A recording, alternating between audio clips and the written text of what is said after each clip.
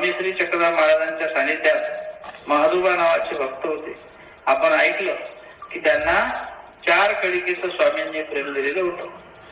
महादोबा भक्त पण हे पूर्वी कसे होते?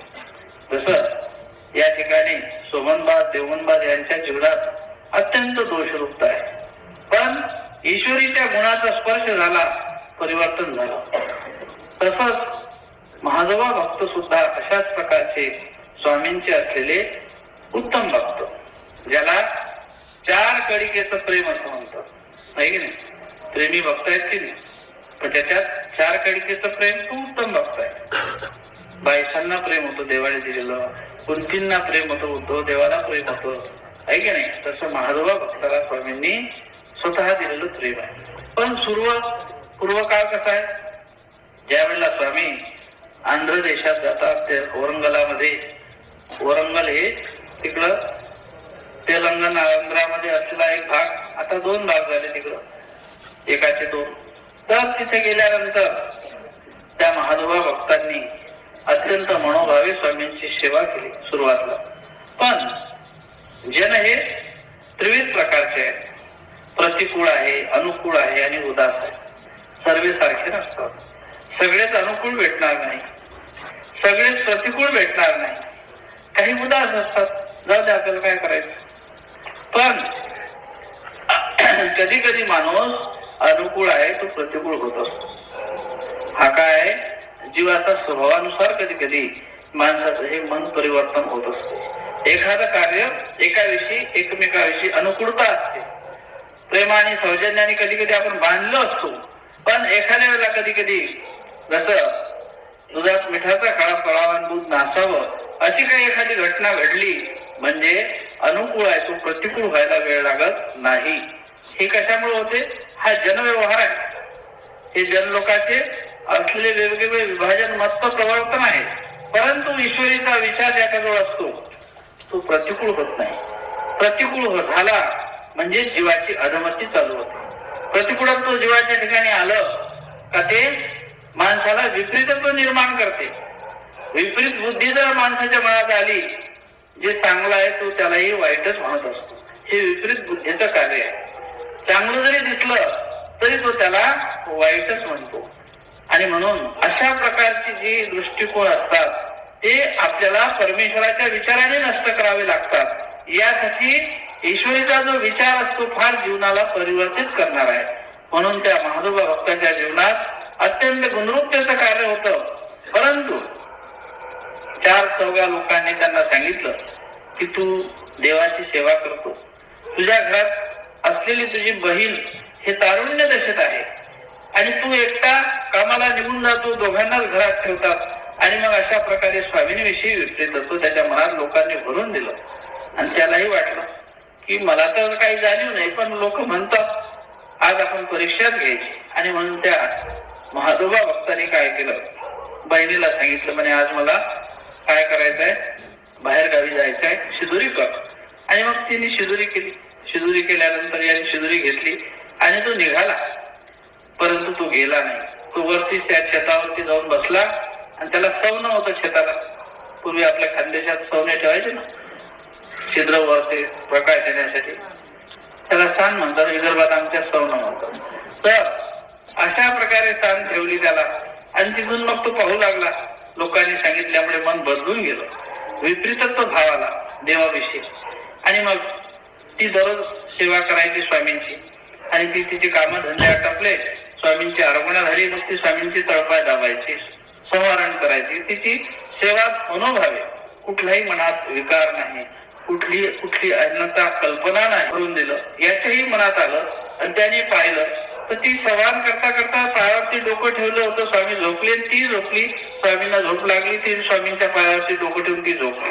याच्या मनात कल्पना विपरीत आली आणि विपरीत कल्पना आल्यामुळं त्याला राग अनावर झाला. तो खाली उतरतो, हातात तलवार काढतो आणि तलवार घेऊन श्री चक्रधरांच्या तो प्रत्यक्षात वार करण्यासाठी तो आता तो गेलेला आहे की आता जावं आणि आपण तलवार घेऊन संपून टाकावं, हा मनात विचार आहे.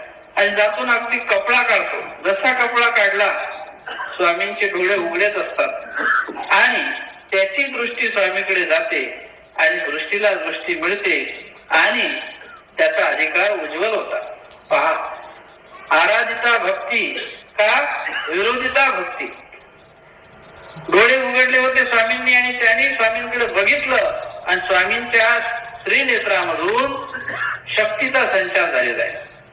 स्वामींनी त्या महात्मा भक्ताकडे बघितल्याबरोबर शक्तीचा संचार, आणि ती शक्ती म्हणजे सामान्य नाही, ईश्वराच्या स्वरूपातून आलेलं हे कार्य, गुणरूपतेचं कार्य, ती गुणरूपता त्याच्या ठिकाणी वर्तवल्या गेली. त्यालाच आम्ही गुण आणि धर्म असं म्हणतो. जे गुणाचं कार्य आहे दोषाचं निघून गेलं. जे दोषाचं कार्य होतं ते निपात झाला त्याचा, आणि ईश्वरीच्या गुणरूप कार्याचं कार्य तिथं वर्तलं आणि हातातली तलवार गळून गेली. मी किती चुकीचं केलं, मी माझ्या देवावरती तलवार घेऊन गेलो. साक्षात परमेश्वराच्या स्वरूपाचं दर्शन त्याला झालं. त्याला ईश्वराच्या चार कळिकेचं प्रेम होत असते, त्याला ईश्वराचं प्रत्यक्षात स्वरूप दिसत असते. हे चरणदेह आहे आपलं. या आत्मतलं स्वरूप दिसणं हे शक्तीशिवाय कार्य होत नाही. आणि ते आत्मतलं स्वरूप त्याने पाहिलं आणि ते देवाचं बहुरूप सगळे असलेलं स्वरूप त्याच्या हृदयाला स्पर्शित केलं की देवासाठी मी आता काय करत होतो आणि मी काय केलं. हातातली तलवार खाली पडली, देवाच्या पायावर डोकं ठेवलं आणि रडायला लागला. देवाने जवळ घेतलं आणि सांगितलं की रडू नकोस, हे तुझं कार्य नाही, हे तुझ्या ठिकाणी चालून आलेला दोषरूपतेचा हा प्रसव आहे.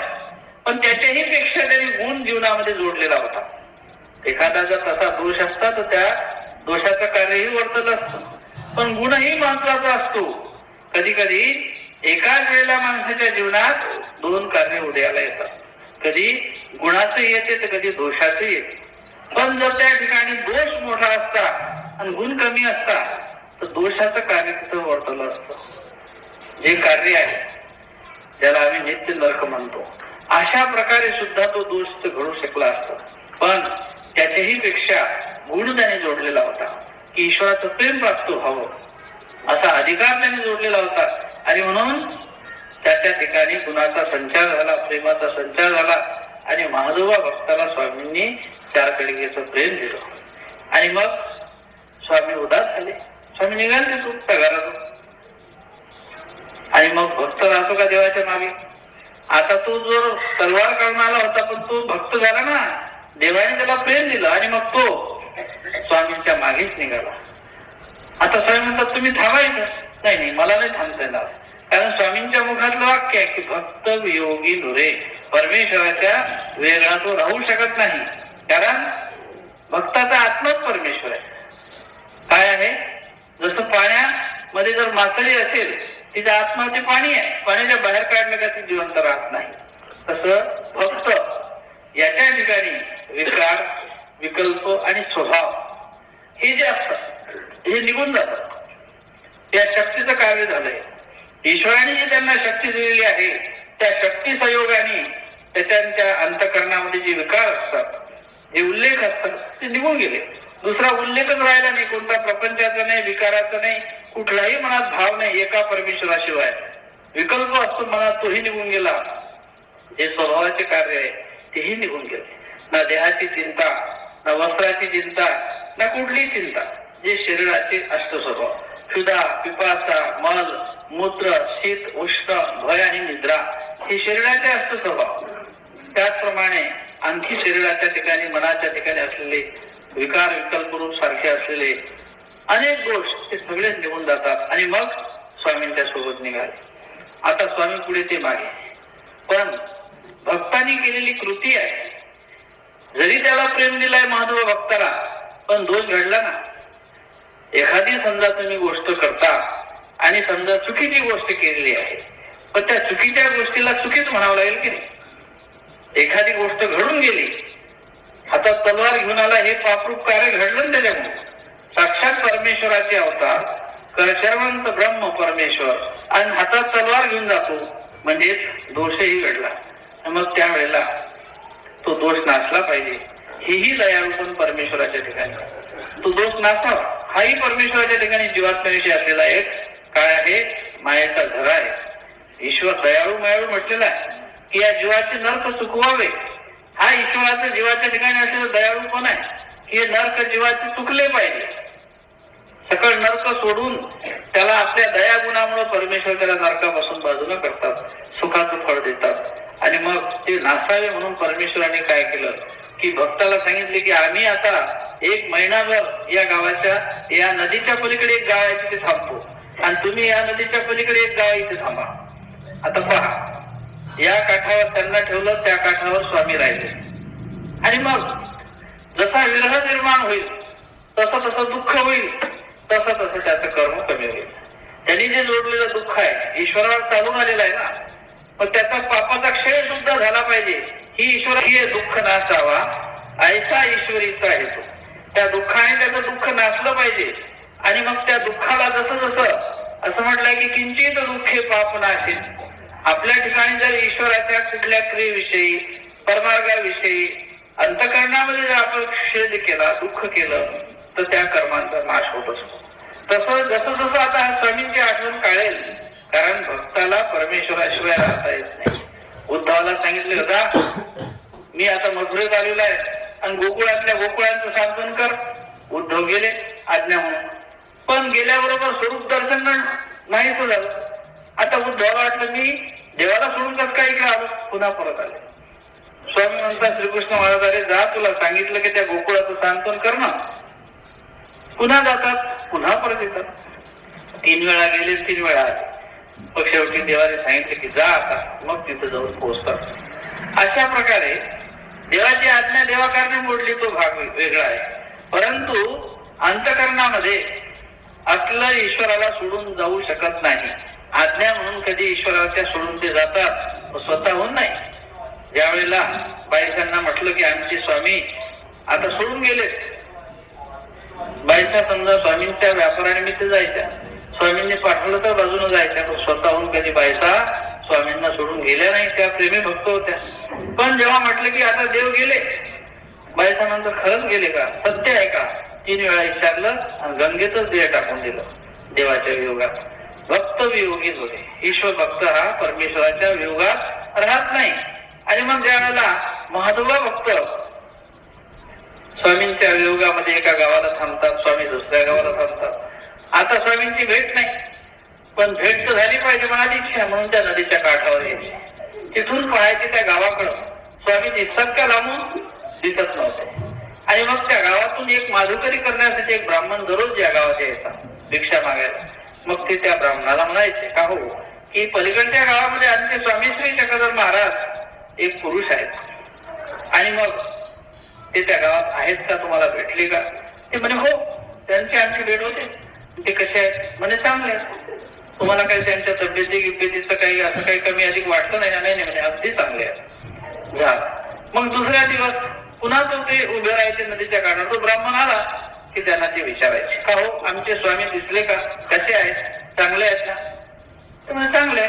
मग ते म्हणायचे बा आमच्या स्वामींचं वर्णन ते त्यांना सांगायचे की ते चांगले गौर आहे, तेजस मूर्त आहे आणि त्यांचे बाहुदंड असलेलं शरीराचं सौंदर्य सगळं वर्णन करून सांगायचे. आणि मग ते म्हणायचे की असे पुरुष आहेत आणि अगदी चांगले आहेत. आता दररोज विचारल्यानंतर ते दररोज चांगलंच सांगायचे. एक दिवशी या ब्राह्मणाला वाटलं किंवा काही नाही हा दररोज येतो मलाच विचारतो, आज आपण खोटं बोलून पाहिलं पाहिजे. अहो म्हटले एखादी बाई असते, एखादा पुरुष असतो, पुरुषाला बाईचा वेद असतो, बाईला पुरुषाचा.